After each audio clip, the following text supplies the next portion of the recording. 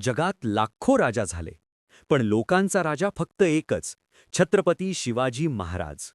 रणजित देसाईंचं श्रीमान योगी हे त्यांचं खरं जीवन दाखवतं.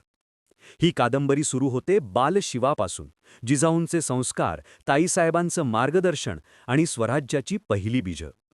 जग दडपल्या गेलेल्या हिंदुस्थानाकडे पाहत होतं आणि शिवराय मनातल्या मनात एक धाडसी संकल्प करत होते, हिंदवी स्वराज्य. थोडे सैनिक, काही मावळे, पण अमर्याद हिंमत. तोरणा घेतलं, पुरंदर, जावळी, प्रत्येक विजय म्हणजे स्वराज्याच्या स्वप्नाचं एक पाऊल. सिंहनाद ऐकून मोगल सल्तनत हादरली.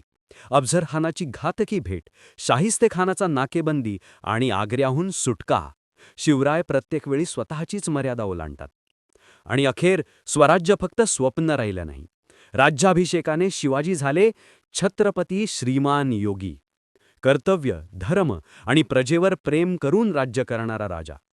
ही कादंबरी म्हणजे एक भावनांचा प्रवास, एका योद्ध्याचा, एका योगी राजाचा.